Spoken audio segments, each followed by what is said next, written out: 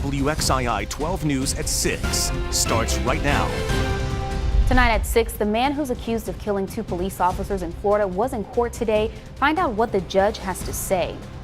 And after a disturbance on campus last night, hear the response about what happened from Winston-Salem State University officials. Plus, one person arrested after a protest at a Confederate monument in Alamance County, how groups are responding to the rally. But first, tonight at 6, we are starting with breaking news as an Amber Alert has been issued for a Stokes County girl. Here's a picture of 8-year-old Trinity McGraw. Deputies say she is 4 feet tall, weighs 53 pounds, has brown hair and brown eyes. She was last seen wearing a long watermelon design nightgown. Deputies say they believe she is with this man you see on your screen, 37-year-old Patrick McGraw. They say he is 6 feet, weighs 220 pounds, and has brown hair and blue eyes. He also has a cross tattoo on his left calf and a clock tattoo on his right shoulder that says Trinity. The two were last seen traveling in a 2016 Ford Focus with a license plate that you see on your screen. It reads RDG2198. Police believe they could be possibly traveling to Kentucky. We'll have much more on this story later in the show. Also happening right now, the University of North Carolina's police is investigating a domestic incident that happened just after midnight. Police say it happened at UNC's Beatty Hill Family Housing Community. They say one person died and 2 other people are being treated for injuries. Police say there is no ongoing or current threat to the university community. Officers are investigating after a fight that happened on Winston-Salem State University's campus last night. Police say a fight broke out at a campus-sponsored event shortly after 11:30. Winston-Salem police and Forsyth County deputies were called out to the scene. Now, when our crews got there, the campus was shut down to outside access.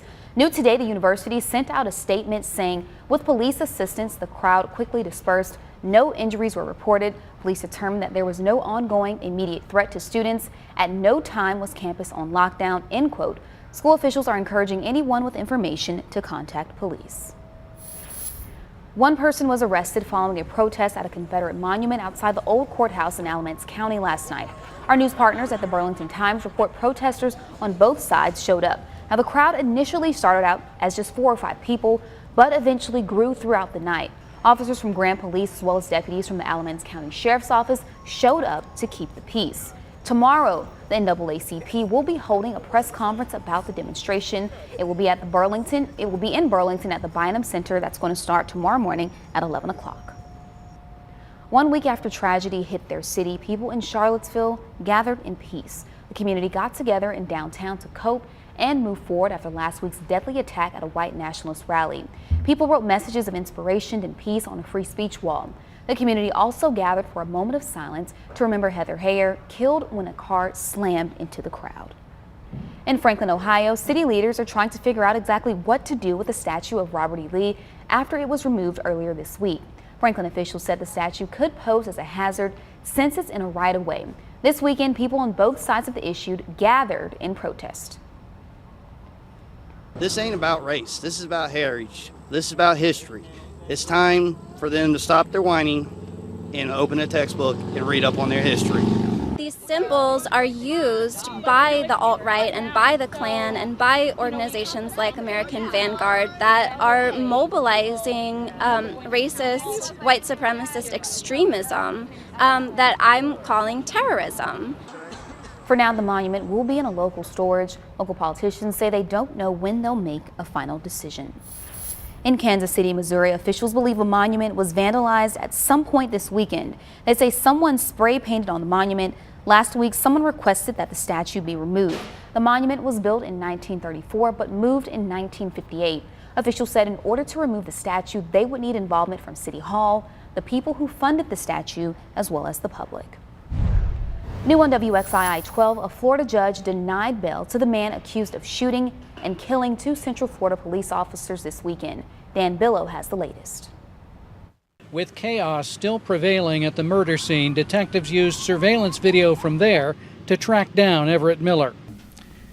Osceola County Sheriff's detectives located the suspect at Roscoe's Barn Package. A worker here at the bar says Miller took refuge here, may have been hiding in a bathroom, and when police got here, they cleared everyone out. And then a new drama played out. Police say Miller had 2 guns. He reached towards his waistband. But inside the bar, an Osceola County deputy refrained from firing his own gun. They went hands-on, tackled him to the ground, and secured him, located a 9mm handgun and a .22 revolver on his person. Chief Jeff Odell did not say how many people were in on the takedown, but indicated it was an extremely dangerous piece of work to safely secure a suspected cop killer. Extremely brave and heroic actions by the deputy. There were other people in the vicinity. Miller was initially arrested for being a felon in possession of a gun. He was later also charged with murder. In Kissimmee, Dan Billow, WESH 2 News. And it was a nice weekend outside for people joining in outside activities. Let's send it over to Chief Meteorologist Lainey Pope for what we should expect for our week ahead. I definitely had a lot of sunshine out there this afternoon. It was hot, humid, but not as humid as it has been. So we're getting a little bit of a break. We are going to see temperatures actually going down just a touch as we head into Monday. High this afternoon, 92 degrees in Greensboro and 89 in Winston-Salem. These are the current temps, which are still very warm. They're in the upper 80s and low 90s across the area. We do have mostly sunny skies out there right now. Front is down to the south and east and should stay there. If you do have some plans for your Sunday evening, it's going to stay warm. It will be a bit muggy. Temperatures will be in the mid 80s around 7 o'clock. Expecting mainly clear skies later on tonight. Temps will be in the upper 70s. And then early tomorrow morning, patchy fog is in the forecast, especially in the mountains and foothills. Temperatures should be in the upper 60s and low 70s. Now, coming up a little bit later in this newscast, we're going to talk about the eclipse. Will we be able to see it? Will there be clouds out there? Storms are in the forecast for the middle part of the week, and it looks like another beautiful weekend as we look ahead to next week. And looking ahead to road work that's going to happen tomorrow in Greensboro, crews will be on North Eugene Street working on a water line. The southbound lane of North Eugene Street between Belmead Street and Smith Street is going to be closed from 9 a.m. until 4 p.m. The intersection of North Eugene Street and Smith Street will be closed from 10 p.m. until 6 a.m. Crews encourage people to avoid these areas while this work is happening. So to come on WXII 12, the summer is winding down and parents are getting ready to send their kids back to school. What one organization did to make sure they were ready. And he's currently sitting out from the NFL, but we'll tell you where Colin Kaepernick is still getting support. Lots of sunshine out there today, but clouds and even some rain are in our forecast. I'll tell you how that's going to impact your viewing of the eclipse coming up.